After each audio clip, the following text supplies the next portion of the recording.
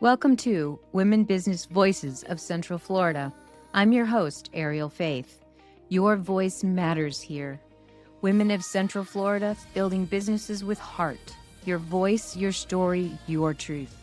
Every lesson learned through service, every struggle that shaped you. Your voice deserves to be heard.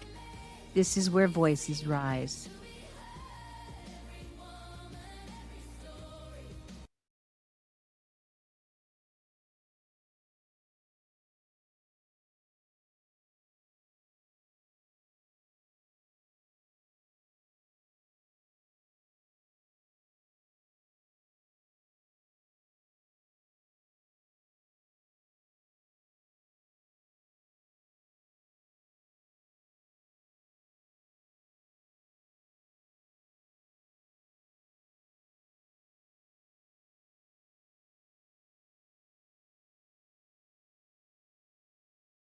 Welcome to Women Business Voices of Central Florida. This week, we are welcoming a special guest, Tammy Bishop. She has a really unique job. Welcome, Tammy. Thank you, Ariel. Let me tell them a little bit about you, and then I'll let you fill in all the gaps, all right? Okay, sounds good. So, Tammy teaches children and adults something many of us take for granted, how to ride a bike. But for her students who are afraid, the first lesson changes everything. What started as teaching her occupational therapy clients has grown into bicycle lessons for all, a full-time business built on patience, joy, and unique teaching methods that's now reaching beyond Central Florida through books, online courses, and training for other instructors, which I think is fascinating. Thank you. So, how in the world did you get this aha moment that told you that life was way more about that you were teaching more than just how to ride a bike? I believe it came through first my occupational therapy treatment and seeing this system kind of develop with my clients. I think that's when it really opened up. Okay, so tell us a little bit about what you do, just to give us a better idea. So you were an occupational therapist, so you worked with clients Yep. and you were taking a practical lesson of learning how to ride a bike. And Yes. then it turned into more than that. So talk to us Correct. about that. So in my occupational therapy training, in all OT training, you're taught activity analysis. And that's taking an activity and breaking it down into individual steps. Because when you work with people, whether they have a cognitive impairment or a physical impairment, you want them to be able to basically have successes while they're working their way, being able to do particular tasks, usually self-care tasks. And so it was through this activity analysis that the system that I use now was created for teaching bicycle lessons. So, teaching my clients, it wasn't like I sat down and said, okay, I'm going to break down bike riding into steps. What happened is I was just getting my clients on bikes. Oh, it looks like the seat needs to go down a little bit farther. Oh, maybe what if I take the pedals off and turn it into a balance bike? So a lot of it was experimentation and kind of just trying different things and seeing what worked, what didn't work. And what happened is then starting to turn into like a system and basically the activity analysis. Oh, I see this step is really important. This is where all my clients seem to have most success. Well, and then there will be times where this doesn't really need to be in the lessons. I can take that out. And so that's how it became to fruition. Okay, now you talk about the bigger lessons of bike riding. So explain a little bit about that. Do you mean like what comes out of learning how to ride or through the lessons? Yeah, you talked about fear. So Oh, okay. just Yeah, just the we talk a lot about fear as women and how we need to learn to do what we want anyway through the fear. So right. obviously that comes into probably what you're doing, but so tell me how that Yes. plays into there. Yeah. So fear is huge. I would say all of my students, regardless of age, attend their first lesson with tons of fear. because if they didn't have fear, chances are they would learn on their own. Yeah, it's really cool to see first the fear when they arrive to the lesson compared to the fear that they still have, but it's much less when they are finishing up their first lesson. And sometimes I don't always think to do this, but there are some students that, at the end of their first lesson, I'll ask them, okay, so are you as afraid now as you were when you first showed up? And they kind of reflect back and think about how they felt when they first got to the lesson, and then they say, no, it's not that scary.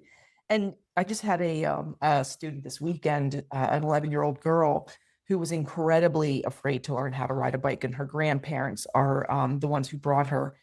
And we had this conversation, and I said, are you as scared now as you were when you showed up? And she said, no. And so I said to her, I said, everybody's afraid when they try something new, not just bicycle lessons, but everything. And it doesn't matter how old we are, even adults, when we try something new, we are afraid. We don't know what to expect. And so that fear is very natural. But as you learned today, once you do it, you realize it's easier than you thought it was going to be and less scary than you thought it was going to be. So it's a big lesson, especially for kids, because then I think that can be translated, generalized into other activities in their life. So if mom and dad want them to learn an instrument, or have them take math tutoring, they just need to remind their child, hey, listen, you were afraid to learn how to ride a bike and you did it. You overcame the fear. And so that's it's a good tool for the parents to have, to say, you can do it. You just have to get over that beginning part of not knowing what to expect.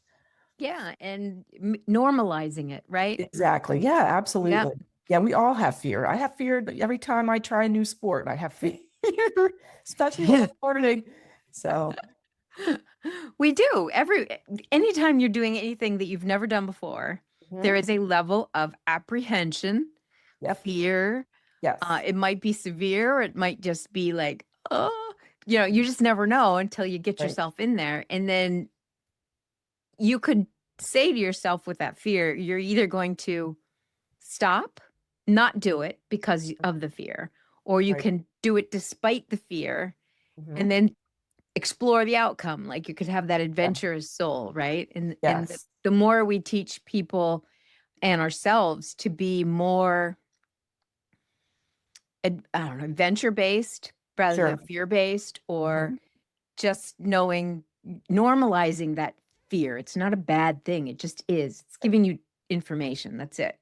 Right. Right. Yeah. And I think a lot of it comes to the mind overpowering. Because I've had a couple women students who get right to the point of pedaling and then they stop their lessons and they don't want to move forward. So I'm not sure um, what part of that fear is keeping them back. It's so they were able to get over the hurdle of initiating the activity and actually trying it. But then there's some other fear that comes in after that. And so I wish I could figure that out and how to get them to continue their progress so that they are pedaling. So I don't know if it's the fear of, okay, now I'm going to know how to pedal. Maybe the chances of falling are greater. Do you know what I mean? Because now my feet are up and they're pedaling. So I don't know. But yeah, so it happens with all of us. And yeah. And like my mother still doesn't swim to this day. She never learned. Hmm. Just getting her in the water was a trick for a while, Yeah. but then we Yeah. bought her one of those water skiing belts, so she's kind of Hmm. like an adult version of a floaty. And then she would at least get in the water, but I mean, it would take so much to get her into the water. But Yeah. we all have those fears for whatever reason. And sometimes it could have been a bad spill when you were a kid, and you Mhm. don't even really remember it. You just have Right. the feeling is in there, right? So it Absolutely. Yeah. taps into that old one. Hmm. Yep. And For then we sure. got to help them through, right? Absolutely. Yep. Okay, so when you work with both children and adults Hmm. that obviously have apprehension about writing. What about the fear to freedom moment that keeps you excited about showing up when you teach, even on the tough days? So, like, what makes this a passionate project for you? Hmm. So I have to say that I think it's because working with people and helping them gain a skill that they're going to have for the rest of their life is the what makes me so passionate about this. I also this is one of those I call it's so funny. I put jobs a job in quotes because it doesn't feel like a job to me. I wake up and I can't wait. Like I can't wait to see the students, the returning students and how much progress they're going to make, meeting new students and seeing them get over that hurdle of fear and start to make progress. So it's really motivating and inspiring. It's enriching. It brings me so much joy to do it. Yeah, it's amazing. And so I don't have like when I don't really have those days like people have at their jobs just because I love being there. And if I'm having, I don't want to say a personal issue, I don't really have too many of those, but let's just say a day I'm not feeling all that great. Like I know once I get to the lesson, I feel great. Like my mind is on the kids, the adults, the students, or the parents. And so, with the crudiness that I was feeling earlier is gone. So Gone, it's yeah. really, yeah, I'm blessed to have a job that is physically and mentally benefiting me. So Yeah, and it sounds more like fuel. Do you ever go on do you ever take your crowd and go on like little mini trips or I haven't done that. And in fact, I was just speaking with a bicycle teacher that's 3 hours south of us, and she does that. So I thought that's a possibility. I haven't tried it yet, though. are you near now we are Central Florida, so are you Mhm. near you're near Oviedo, but are Yes. you near any of the bike trail that goes Oh, yeah. through Yes. So the it is a big possibility. It's the scheduling that I'm not sure about. Because a lot of families in this area who might consider doing group rides, those kids are so busy with after school activities, sports, and yeah, mostly sports in this area. Oviedo's pretty strong in after school sports, and so often that's why my Saturdays have waiting lists because kids are so super busy after school during the week. So, but yeah, that's definitely a consideration. I'd love to get them on the trails because it's you have to learn some of the road rules when you're on the trails. And so that's kind of like pre-driving skills, and parents love to hear that.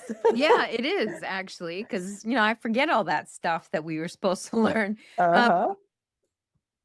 I think one of the things that going on a long bike ride does, and this is just coming from a bike rider, but when you have a destination versus just riding around your block, it feels kind of Mhm. like, I don't know, yes, you're moving, but there's a pointlessness to it. Right. Whereas Yes. when you have, we're going to go to the grocery store and pick something up, or we're going to Mhm. go to a park and then play something and then come home. When you have like a place to go, Yeah. and it really does make the trip feel more exciting.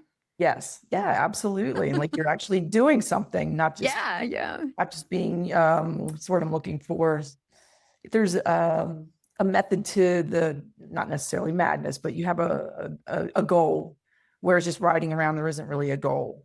Yeah. Yeah, I mean, there's a point where you're kind of like, okay, I'm done. But when you Yes. have a mission, you might go for hours and you have Yes. fun and Yes. you have the water and you have your snacks and you just have fun. Yeah. It And you kind of see puts so it, much too. yeah, it takes it on a new level.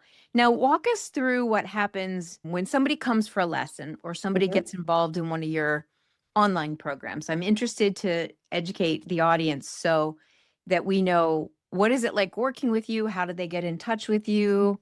Mhm. What's your process? You talked about waiting lists already. Yes, yes, yes, for Saturdays, exactly. So for in-person lessons, usually because most of my students are children, their parents or caregivers are going to contact me and they ask questions. My classes are private, so it's not a group lesson. And we basically we schedule where our schedules match. So if they can do after school on a Tuesday, then we wait for one of those times to open up for them or a Saturday or so. Lessons are 30 minutes. That's the time that I found most students do well with because after 30 minutes, bottoms start to get sore from sitting on that tiny seat, muscles start to fatigue, and then frustration starts to set in. So at about 30 minutes, before all that starts to happen, we end the lesson on a good note, on a positive note. So most children over the age of 5 learn to pedal by the end of their third lesson. So we usually get together 3 times. There are children who need a couple extra lessons, especially if they're younger than 5 or if they have special needs. And let's see what else. So we meet in a vacant parking lot in Oviedo at a shopping center. And I'm trying to think what else. I provide bikes if they don't have a bike or if their bike isn't the right size. They can bring their own bikes. Santa brought bikes this year to a lot of kids, a lot of my students. And so mom and dad would bring the bike and we would work on that.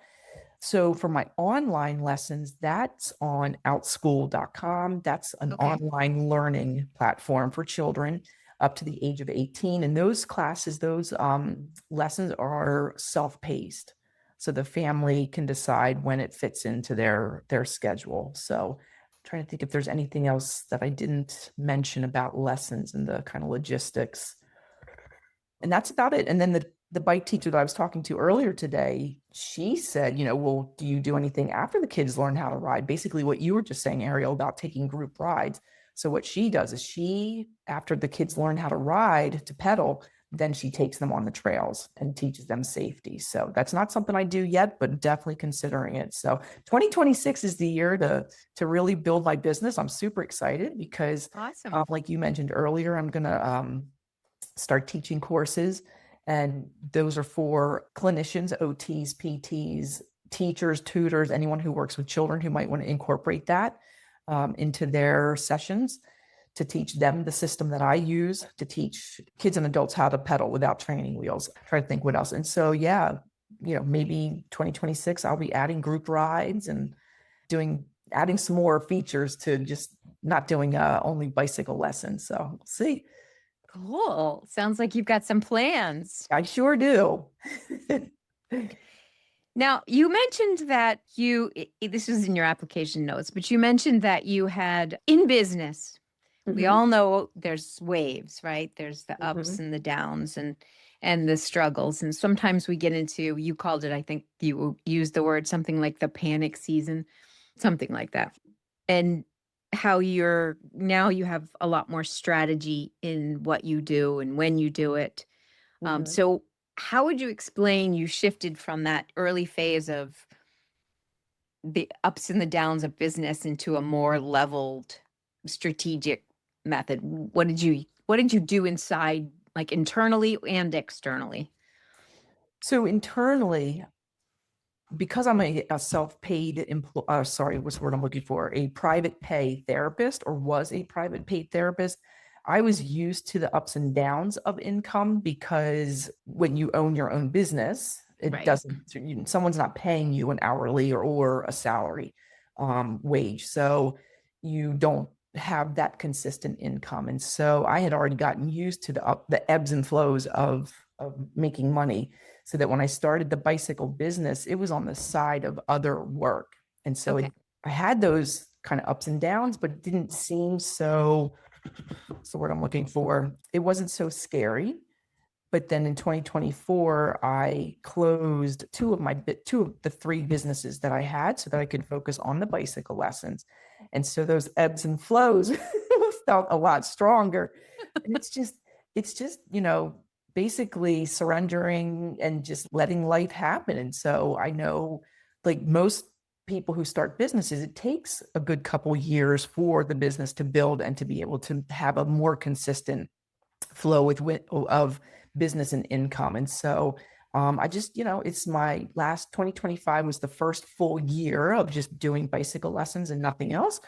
And I did pretty well. So I'm very blessed, and I just know that those down times, it gives me an opportunity to work on other projects and kind of look into doing things I'm not doing now. So before I used to panic when I had times like that. Now I welcome them and just know that this is the down, what's the word I'm looking for?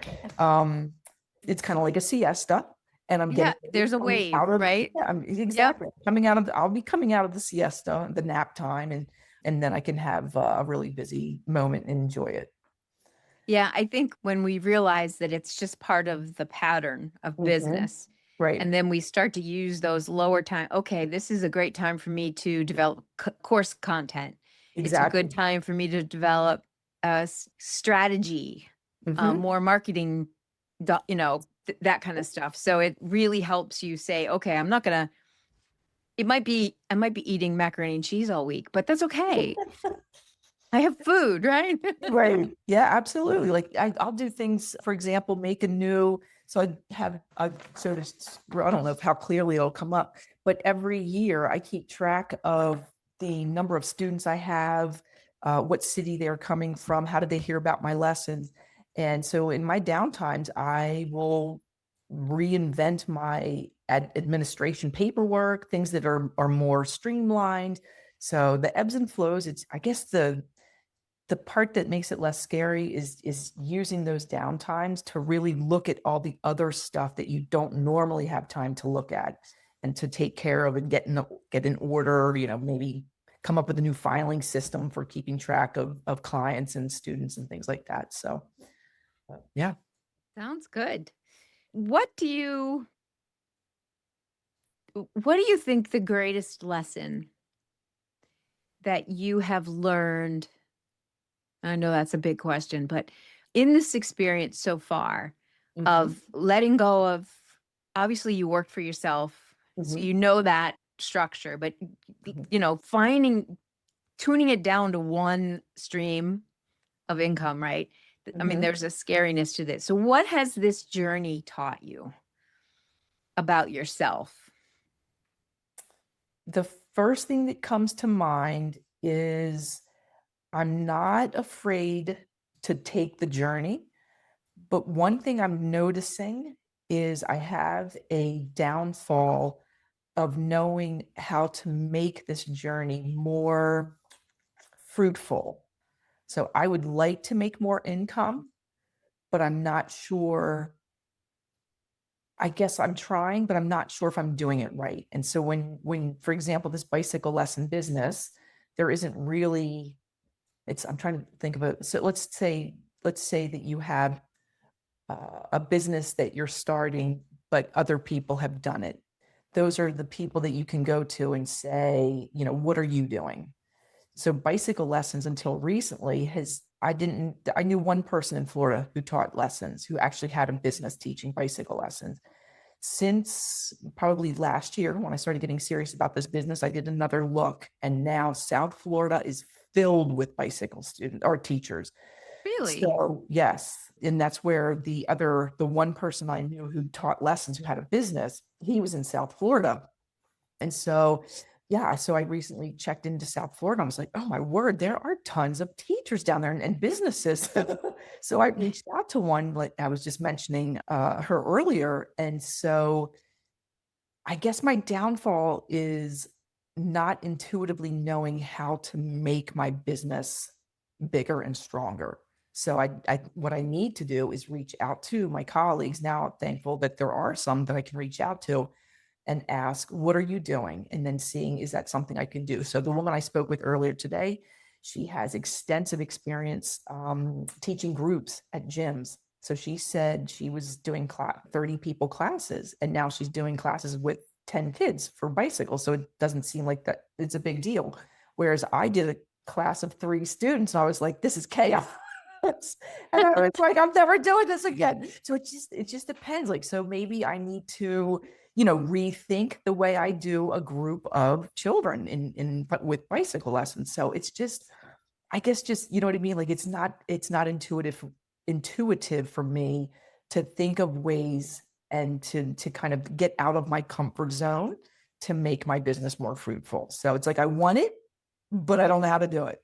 So Yeah, you're not alone. A lot of us become really good at something, whatever that is, yeah, and it isn't necessarily marketing and sales and right. all the other pieces you need to run a business. I mean, we might be very Yes, good with our books. We might be very good with, multiple pieces, but there's always a couple pieces we're like, man, I've never had to do this before. I right. mean, I have to learn software all the time because it's Yeah. keeps changing, you know? Yes, yes. So the answer to your question is I think that's the biggest thing I've learned so far is that I can't rely on myself. I have to look around and search for help from others. And that's the beautiful thing about it. And I've heard other people say that when they're starting a business, they don't want to reach out to others because they either don't want their idea taken or trying to think of other things that I've heard people, or, oh, they're going to think what I'm trying to do, like I'm copying off of them, or so I've heard from others that they're afraid to reach out to colleagues. or people who would be their colleagues. And so what I've learned, not only with the bicycle business and not just with my OT being a private pay therapist, but also when I went into a totally different industry, it was the same thing. Like everyone's so welcoming. All you have to do is just say, hey, I'm brand new at this. I don't know what I'm doing, and have some specific questions to ask. And I have never come across anyone in all three of those kind of industry areas or industries that ever gave me the feeling like they didn't want to talk to me or share information with me. I would say that that's a really important thing for folks who are starting a new business or thinking of starting a new business, is to get out there and network with people and ask questions and just be open to learn as much as possible. Yeah. Are you involved in does Oviedo have any local like chamber? Do they have BNI groups? I mean, are you involved in any of those? 1 million I cups is had another been. one. So I had been. I went to a couple BNI meetings. I was a member of the Chamber of Commerce when I had a different business. And I find that, because I keep track of it now, I find that most of my business comes from, one is Google. So if people do Google searches, and the Okay. second one is word of mouth. And so past student families have let other families know about me. And then the Mm-hmm. third is Facebook. And so I like when I was part of those groups, I didn't get people saying, oh, I heard about you through the chamber, or, oh, I heard about I saw you presenting at BNI. And so to me, it became, I had to think about the return on my time invested. Yes. You know what I mean? And so those Yes. meetings take up time.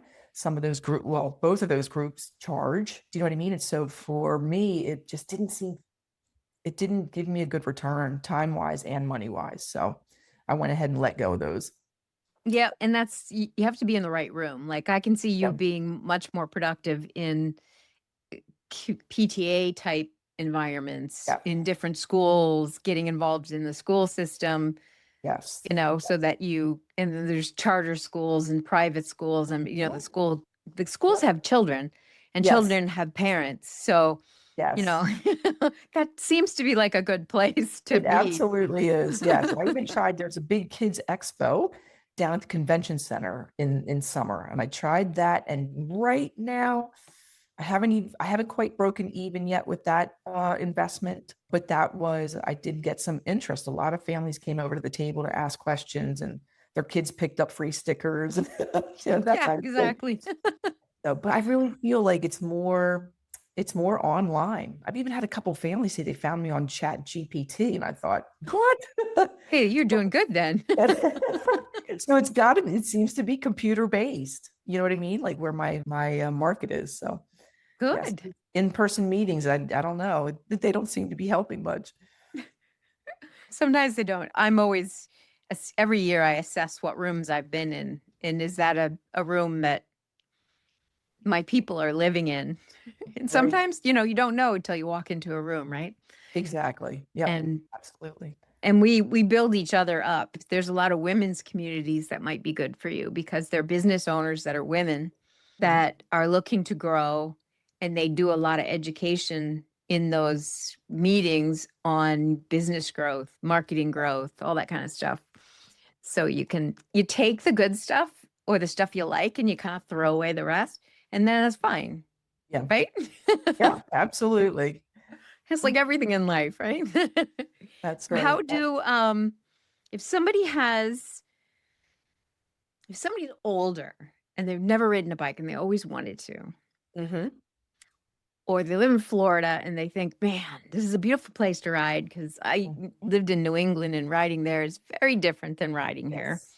Uphill both ways, literally. What do you, besides getting a hold of you, which we know definitely is a great idea, what Yeah. do you suggest they do to step over that fear line? Okay. I have noticed, and this might be a way to decrease the fear, because I think a lot of fear the adults experience comes from lack of balance or fear that they don't have balance. Because I've had some women who show up to their first lesson. They say, I have terrible balance. I'm afraid of falling. And then they get on the bike, and I say, no, you've got great balance. So there's an indication to me that the brain is overriding the body, right? So the brain is Okay. telling the person, you don't have balance, but the body's telling us that, no, you do have balance. Something that I've noticed, but I don't have enough adult students to say this is absolutely true, but I've had 2 women who did cycling at the gym who did beautifully in their lessons. And I think what it is even though those bikes are stationary and don't have a lot of movement, their body kind of intuitively learns while they're doing it what it should feel like when you're riding a bike with balance, right? And Okay. so when they arrive, um, I often ask the adult students, what kind of physical activities do you do? And then that gives me a sense, is this someone who is sedentary and this is going to be a lot of work? Or is this someone who's physically active and does have some good balance and some endurance? So, yeah, so if for adults to get over their fear, I would say if they can get physically active and really work on the core muscles, especially the muscles on the side of the body, it's going to feel a lot easier and safer when they do bike lessons. Okay, good advice. This is kind of off topic, but I'm gonna finish with this one because this is pure curiosity. So we've had this e-bike movement, and there's ups and downs and goods and bads about the e-bike, right? We all know that. But for Mhm. me, long trips, it's a great thing because you never have to worry about am I gonna have enough energy to get back? Right. So I can see that being a really good thing, but I can also see people getting lazy. Okay. So they're not actually working the bike or working themselves on the bike. They're just relying on the little mini mopeds. Sure. But I was just curious if you had any thoughts on that or ticks. Man, my mouth is not working. Tips and Tips tricks. and tricks. Yes. There you go. I totally reversed all that. I will say that if someone has never ridden a bike and wants to get an e-bike, let's say I had a 40-year-old student, a man who never learned how to ride a bike, but thought with an electric bike he would be able to do it. And what he discovered is no, you have to know how to ride it like a standard bike in order to ride an e-bike. Regarding the assist, like the electrical assist, and whether people are just going to be lazy with that, my first thought is, well, at least they're outside and not sitting in front of a TV or a computer. Do you know what I mean? So That's even if true. they're not physically, 100%. you know what I'm saying? They're outside Yeah. enjoying the scenery, they're getting fresh air. Okay, maybe they're not getting as much exercise as they should, but it's better than being sedentary. You know what I mean? So, and yeah, I feel like the electric bikes has brought bike riding in general back into mainstream because I feel like for a while there, biking was like, not even little kids were doing it anymore. It was like something that you would see road bikers doing or mountain bikers, but the general population seemed to kind of let it go. So I think e-bikes is bringing it back, especially with the kids, because now the teenagers are on e-bikes and doing wheelies and all kinds of cool stuff. Now the little kids are motivated to learn. I want to do what that kid's doing. So I'm kind of pro e-bikes. I mean, there have to be some regulations, obviously, because there's some stuff going on the trails and on the roads that's not safe with e-bikes or people using e-bikes. And so that needs to be addressed. But in general, I'm pro e-bike. I'm pro any kind of bike and just getting people out there and moving around. Which is very good for their longevity. Yes. Yeah, because it's not just the physical benefits that come from riding, but it's the mental benefits. Exactly. Being able to be in a different environment, clear your head, think about other things. You can even make it a social activity by joining groups and doing group rides. There are different levels. There are recreational rides. There are competitive rides. So there's a ton of stuff in Florida for there are tandem bike groups that get together. Tandem bikes are the one in front of Multi. the other. They Yeah. have recumbent bike groups that do rides. And those are the bikes that you sit in like a Mhm. lawn chair. They Um, look like they look like you'd get run over if you were on the street because 'cause you're so low. yeah, thankfully I've not seen them on the road. I usually see them on the trails, but yeah, so and yeah, like we're in a perfect state, and Central Florida, this area is so flat. It allows biking to be approachable by many. Do you have any suggestions for somebody who used to bike ride? Maybe they're a little older and they are a little frail. Do you think getting them sometimes I'll see in elderly parks, you'll see people on trikes. Do you think that's a better than nothing? Yes, yes, Yes. I do. Okay.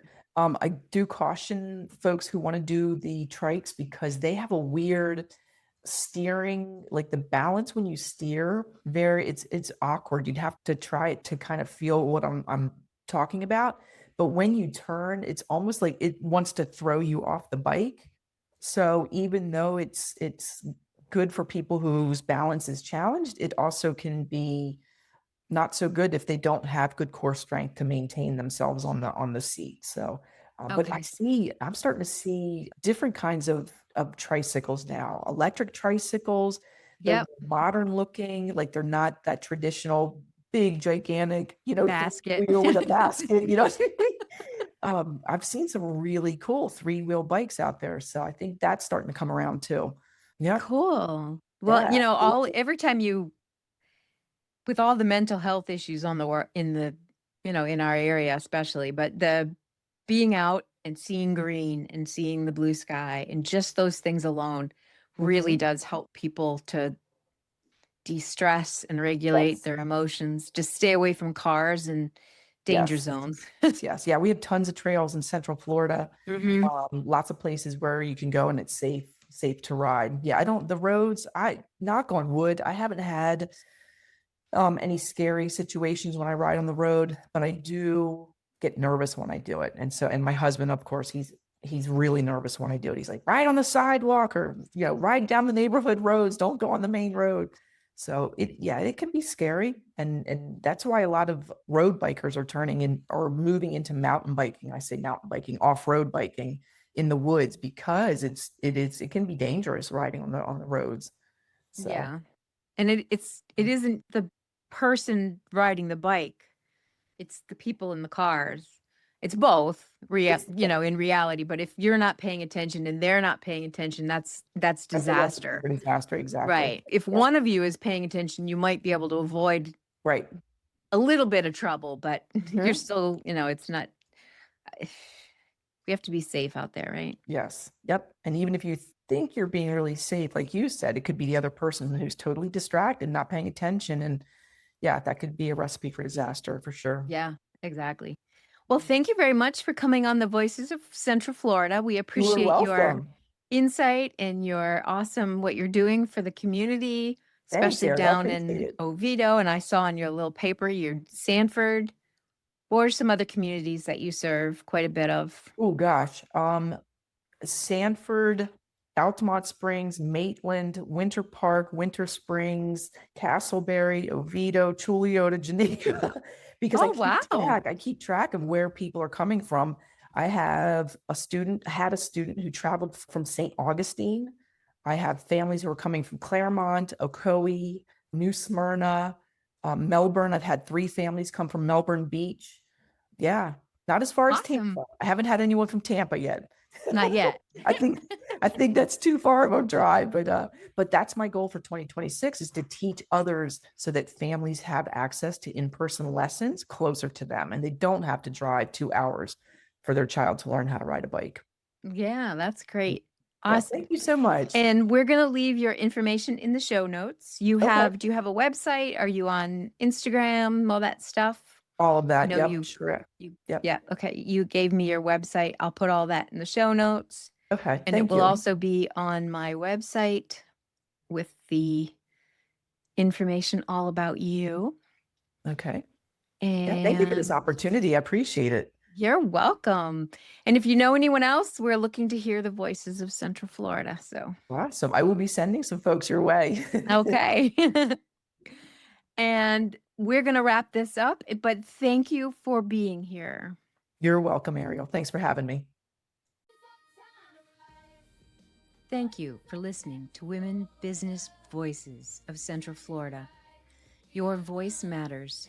Keep sharing, keep building, and keep rising. Women Business Voices of Central Florida. Please like, share, comment, and don't forget to subscribe. Thank you. Voices of Central Florida. shining bright. We are done staying quiet in the corner. We were made to be seen, to be heard.